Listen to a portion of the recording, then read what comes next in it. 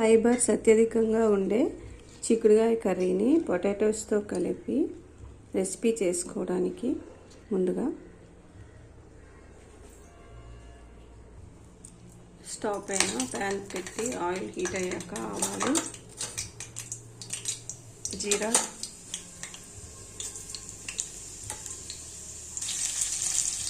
Onions fry అయ్యాక potatoes వేసుకోవాలి.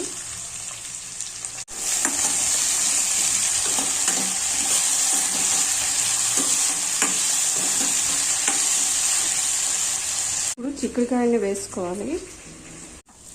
Onions and potatoes fry అయిపోయాయి. సో దీనిలో ఫ్రెష్ కరివేపాకు వేసుకొని చిక్కుడుకాయలు కూడా వేసుకోవాలి. ఇప్పుడు బాగా కలుపుకొని దీనిలో రుచికి సరిపడేంత సాల్ట్ వేసుకోవాలి. బాగా కలిపి మూత పెట్టుకోవాలి. ఒక 15 మినిట్స్ వరకు కుక్ చేసుకోవాలి.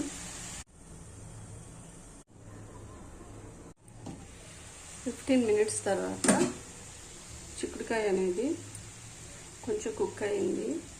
సో దీనిలో టొమాటోస్ వేసుకోవాలి.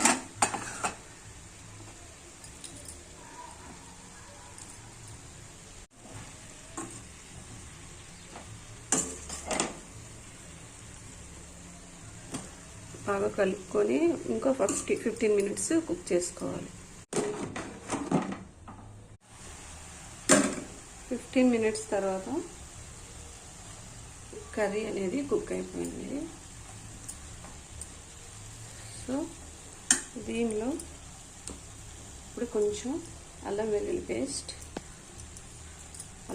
పేస్ట్ లాస్ట్లో వేయడం వల్ల కూర అనేది మారిపోదు.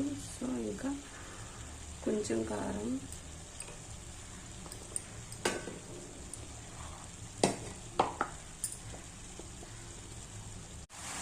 కలుపుకున్న తర్వాత ఇంకో 10 మినిట్స్ మూత పెట్టుకొని కుక్ చేసుకోవాలి.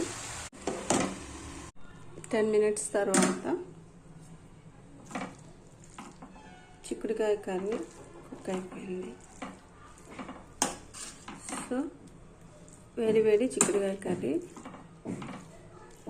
రెడీ అయిపోయింది. సో దీన్ని తినటం వల్ల బరువు నియంత్రణలో ఉంటుంది, ఎందుకంటే ఫైబర్స్ అత్యధికంగా ఉంటాయి కాబట్టి.